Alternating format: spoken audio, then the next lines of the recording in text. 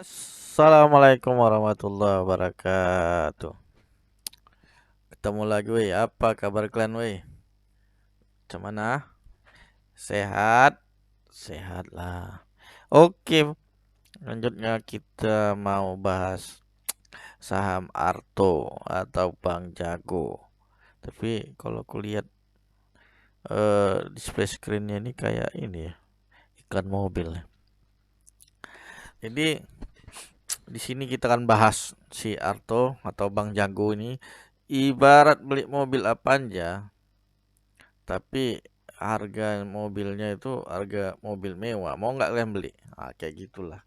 Cekidot. Oke. Jadi gini, abang-abang, kakak-kakakku yang baik, tante-tante, kita lihat dulu lah ini kan. Ini laporan neraca dia si Arto tahun 2015 sampai 2019. Sama laba ruginya. Kalau asetnya udahlah kalian baca-baca lah sendiri, tengok-tengok apa yang turun, apa yang naik.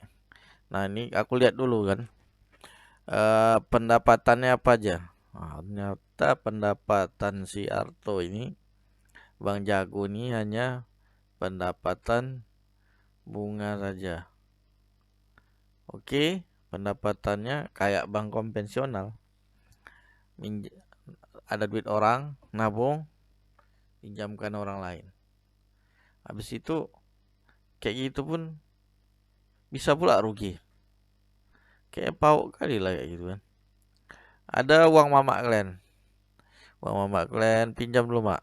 Ya, terus pinjamkan kasih orang, kasih bunga 10%.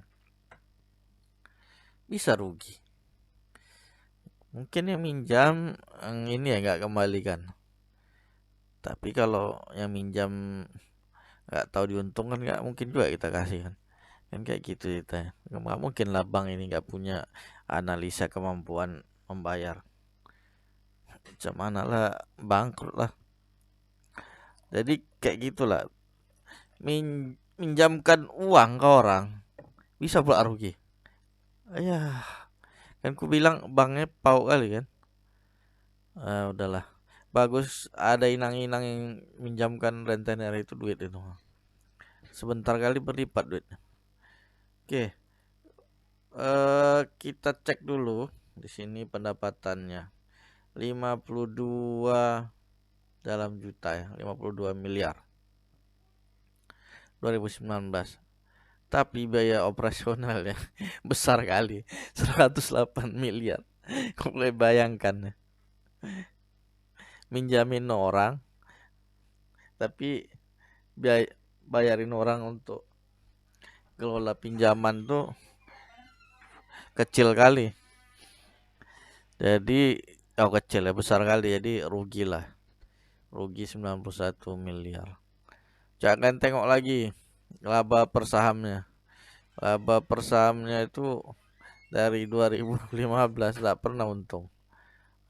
Rugi terus. Nah, ada pula yang mau beli ini kan gitu kan. Nah, ini coba lanjutlah tahun 2020. Jadi setelah 2020 itu ada kenaikan. Biaya umumnya 33 miliar dan 11 miliar.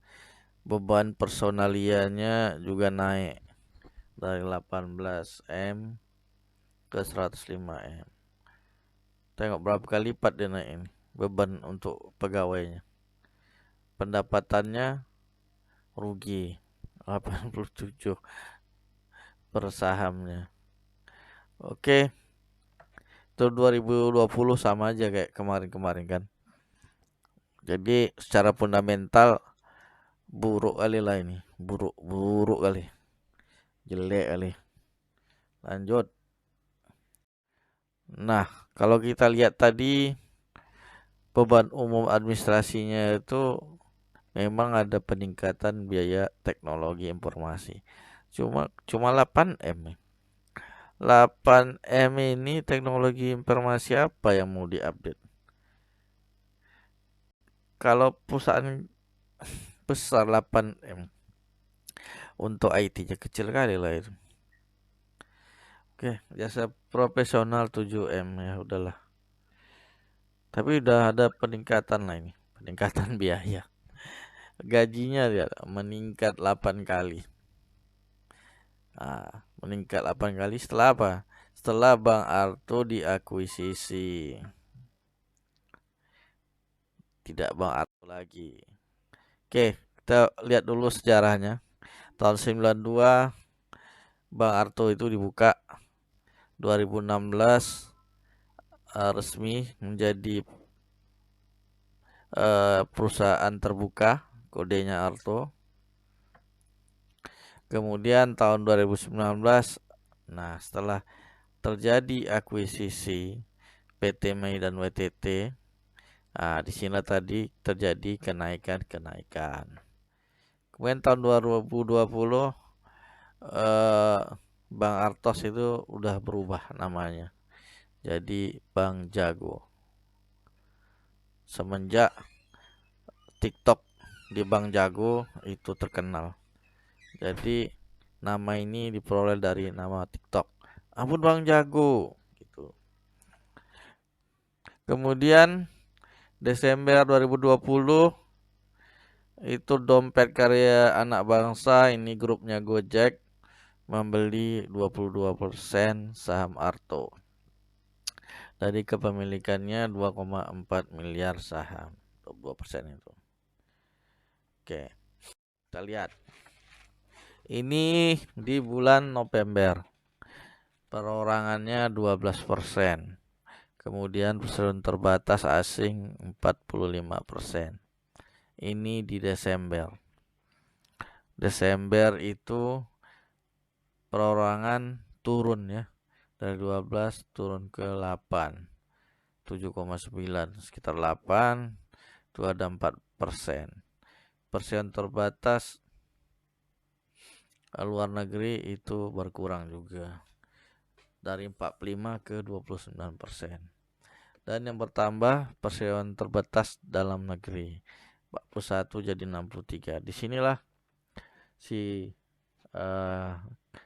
Gojek tadi, grup Gojek masuk di sini di Desember. Nah, ini tanggal 23 Desember.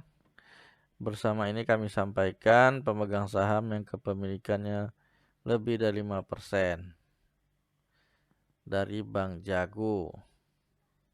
Jadi dompet karya anak basa. Jadi ini real bukan hoax ya beritanya.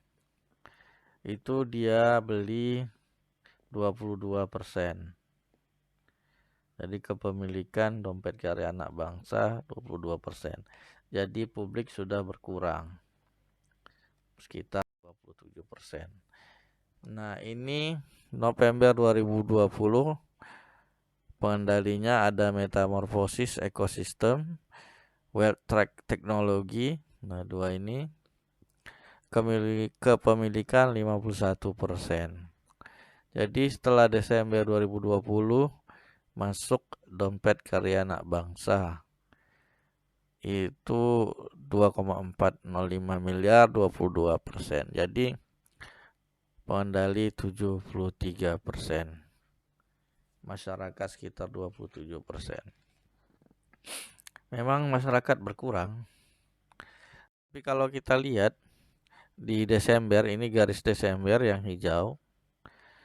Dari bulan Mei ya.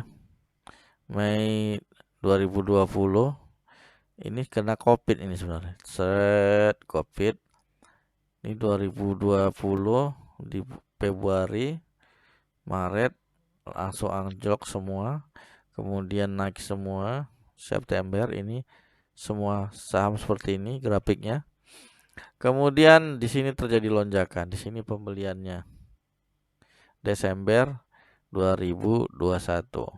Jadi si Gojek itu mengeluarkan uang 2,77 triliun. Sebagian saham dari saham pemilik lama Bang Artos. Kemudian kepemilikan 2,405. Jadi average secara perolehan itu 1151. Si Gojek. Dan sekarang harganya sudah 10.000. Coba bayangkan. Si Gojek udah 10 kali lipat. Kalau dia jual langsung untung banyak dia. Udah 10 bagger. Tapi yang beli nggak ada nih kan. Oke lah. Ini nggak tahu kenapa, cuma ini kena sentimen aja. Kena masuknya Gojek ke Bang Arto. Cuma secara fundamental dia belum bagus. Mau mau alih teknologi juga untuk bersaing secara dengan bank besar juga kurang kuat ya. Coba kita lihat. Jadi di sini ada volume besar-besaran, ada volume penjualan besar juga di sini. Nah, ini perbandingan antara seluruh bank yang ada di bursa efek kita dengan market kapital terbesar yaitu Bank BCA, BRI, Mandiri, BNI. Nomor 5 Bank Artos, Bank Jago. Gila nggak cuy? Jadi market kapitalnya 108 triliun. Bayangkan modal dia berapa triliun tadi? Oke. Jadi nggak rasional di sini kan. Nggak rasional. Bank Artos Indonesia ini berada di ranking kelima market capital. Kenapa nggak rasional? Coba kalian lihat. BCA pendapatan 46 triliun. BRI 76 triliun. Bank Mandiri 64 triliun. BNI 38 triliun. Bank Artos cuma 57 miliar. Itu pendapatan kan. Bersihnya minus dia rugi. Tapi market kapitalnya nomor 5 terbesar. Coba kalian pikir-pikir lah dulu kalau beli ini. Nanti nyangkut kalian dah rusak lagi kan. Nangis. Oke. Jadi Bang Artos itu asetnya itu jauh dari ini. Jadi kalian pikir aja lah. Oke, sampai di sini aja. Kalau ada pertanyaan silakan di kolom komentar. Jika ada ada sumur di ladang. Enggak lah, ada ya gitulah. Jadi tolong di subscribe ya. Bagi yang mau subscribe, nggak mau juga nggak apa-apa. Kalau komentar yang baik-baik aja. Kalau yang jelek, aku lotupkan lah nanti. Oke, sekian dan terima kasih. Assalamualaikum warahmatullahi wabarakatuh.